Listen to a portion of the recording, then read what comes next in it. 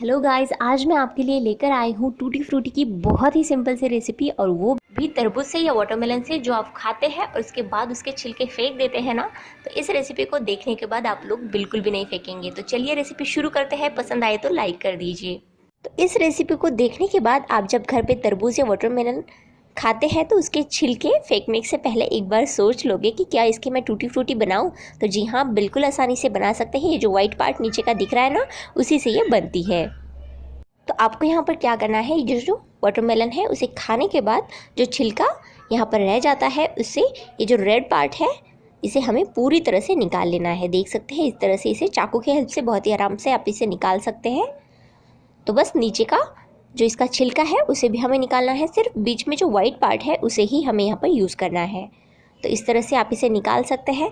अगर आप चाहे तो जो ऊपर का ग्रीन वाला छिलका होता है उसे स्लाइसर से भी निकाल सकते हैं, लेकिन चाकू से बहुत ही जल्दी हो जाता है। तो बस इस तरह से ये वाइट पार्ट तैयार है। तो अब यहाँ पर मैं इसके छोटे छोटे टुकड़े, जैसे टूटी फ्रूटी के होते हैं ना, सेम उसी तरह से यहाँ पर कट कर लूँगी। तो देख सकते हैं यहाँ पर जैसे हम लोग सब्जी काटते हैं सेम उसी तरह से, लेकिन थोड़े छोटे छोटे टुकड़े हमें यहाँ पर करने हैं। तो देख सकते हैं इस तरह से मैंने यहाँ पर इतने छोटे इसके टुकड़े बनाकर तैयार कर लिए हैं।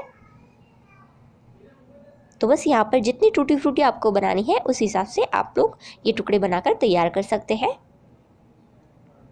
तो बस यहाँ पर मैंने एक बड़ा सा बाउल भर के इस तरह से ये वाटरमेलन के जो टुकड़े हैं उसे इस तरह से कट कर लिया है। जैसे कि आप लोग यहाँ पर देख सकते हैं ये बहुत सारे टुकड़े हैं, लेकिन टूटी फ्रूटी थोड़ी सी कम बनती है। तो आपको ये टुकड़े करने के बाद इसे 2 से 3 बार साफ पानी से धो लेना है और उसके बाद इसका यूज़ करना है। तो उसके बाद मैंने कढ़ाई में यहाँ पर 2 से ढाई गिलास पानी गर्म होने के लिए रख दिया है। इसे अच्छी तरह से हमें गर्म होने देना है, एक इसे उबाल आने देना है। तो जैसे कि आप लोग यहाँ पर देख ही सकते हैं हमारा पानी अच्छी तरह से उबल चुका है, गर्म हो चुका है। तो अब इसमें डाल देते हैं ये तरबूज के टुकड़े, जिसे हमने पहले ही कट करके रखा था। तो देख लीजिए इस तरह से ये पानी में सारे डूबने चाहिए। अब हमें यहाँ पर गैस का flame low to medium flame पर ही रखना है, ताकि ये पानी अच्छी तरह से गर्म ही रहे। और हमें इसे तब तक पकाना है जब तक हमारे जो वाटरमेलन या तरबूज के टुकड़े हैं ना, वो थोड़े से पक जाते हैं और वो थोड़ा सा ट्रांसपेरेंट भी हो जाते हैं। तब तक इसे पकाना है। तो आप कहोगे कि इसे पकाने में पूरा कितना टाइम लगता है, तो यहाँ पर इसे 12 से 15 मिनट तक आपको मीडियम या हाई फ्लेम पर भी आप इसे पका सकते हैं। तो अब यहाँ पर इसी समय पर मैं गैस का फ्लेम बंद कर दूंगी। और यहाँ पर ये जो सारे वाटरमेलन के टुकड़े हैं अच्छी तरह से पक गए हैं और ट्रांसपेरेंट भी दिख रहे हैं। तो चलिए गैस का फ्लेम बंद कर देते हैं। तो यहाँ पर मैंने ले लिया है एक बाउल और इसके ऊपर रख देते हैं एक छलनी। चाहे तो आप किसी भी तरह का स्ट्रेनर या इस तरह की छलनी भी रख सकते हैं।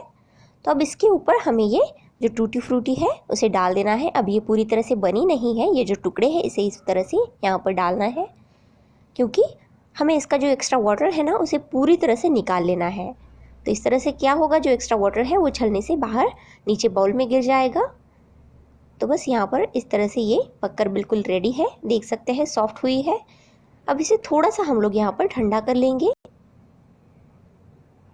तो जब तक टूटी फ्रूटी हमने साइड में रख दी है, तब तक यहाँ पर हम लोग क्या करेंगे, उसके लिए चाशनी तैयार करेंगे। तो यहाँ पर मैंने डाल दिया है करीबन 1.5 कप पानी, और इसमें हम लोग डाल देंगे 1 से सवा कप चीनी। तो देख सकते हैं यहाँ पर चीनी में मैं चींटियाँ ना लगे इसलिए इस तरह से लौंग रखती हूँ, तो वो भी इसमें गिर गई है। इसे निकाल लेते हैं सबसे पहले। तो बस 1 से सवा कप हम यहाँ पर चीनी डाल देंगे। 1 कप मैंने यहाँ पर डाल दी है, थोड़ी सी 2 चम्मच और इसमें डाल दी है, और इसे घुलने तक हमें पकाना है।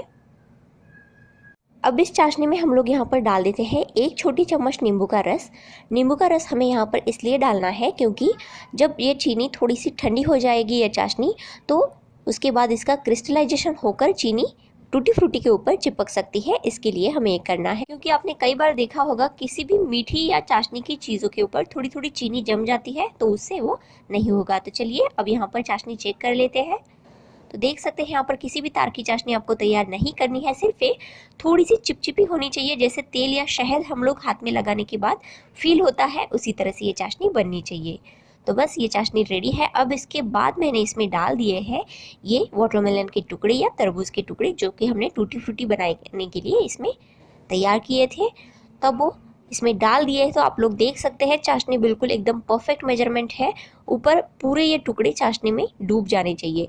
अब यहाँ पर फ्लेवर के लिए आप चाहे तो किसी भी तरह का इसेंस इसमें डाल सकते हैं या स्किप भी कर सकते हैं। तो यहाँ पर मैंने 3 से 4 ड्रॉप्स जो रोज़ फ्लेवर इसेंस होता है उसे यहाँ पर डाल दिया है। और अगर आपके पास रोज़ इसेंस नहीं है तो आप इसमें चाहे तो वनीला इसेंस भी डाल सकते हैं, नहीं तो इसेंस नहीं भी डाला तो भी कोई प्रॉब्लम नहीं है।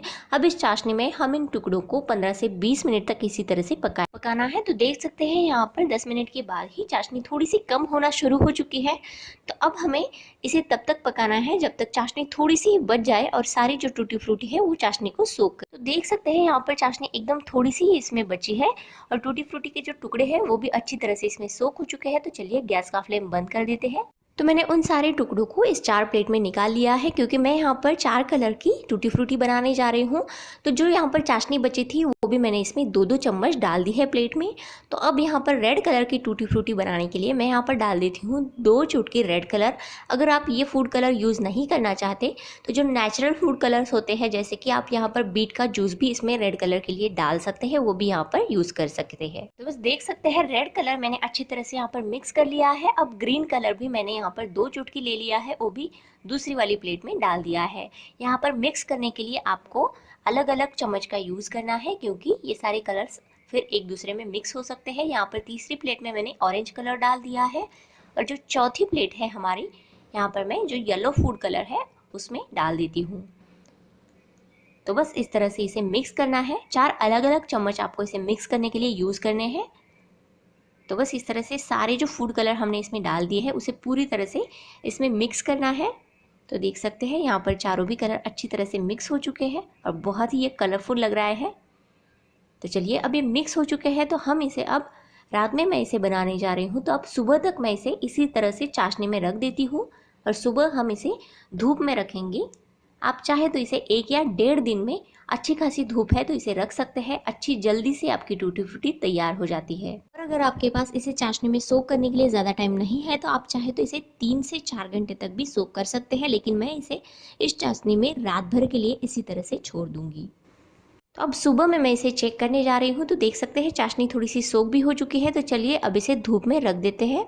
तो धूप में तो मैंने इसे रख दिया है, लेकिन आप लोग यहाँ पर देख ही सकते हैं बड़ी सी प्लेट में मैंने इसके जो सारे टुकड़े हैं वो इस तरह से रख दिए हैं ताकि चाशनी पूरी अच्छी तरह से सूख जाए। तो पूरा 1 दिन तक मैंने इसे अच्छी खासी धूप में रख दिया था। तो देख सकते हैं यहाँ पर ये पूरी तरह से ड्राई हो चुकी है। तो चलिए अब इस सारे प्लेट्स में से ये टूटी फ्रूटी निकाल कर एक प्लेट में रख देते हैं। अच्छी तरह से हमारी ये टूटी फ्रूटी बनकर बिल्कुल 1 दिन में ही रेडी हो जाती है। तो बस यहाँ पर मैंने प्लेट में सारी टूटी फ्रूटी निकाल ली है। देख सकते हैं आप लोग एकदम कलरफुल लग रही है सारी टूटी फ्रूटी और खाने में भी बहुत ज़्यादा टेस्टी है। तो इस रेसिपी को ज़रूर एक बार घर पर ट्राई कीजिए और मुझे कमेंट बॉक्स में बताइए कि आपको रेसिपी कैसी लगी, और हमेशा की तरह अच्छी लगी है, पसंद आई है तो प्लीज़ इसे like, comment, share and channel को सब्सक्राइब करना ना भूलें। Thanks for watching guys.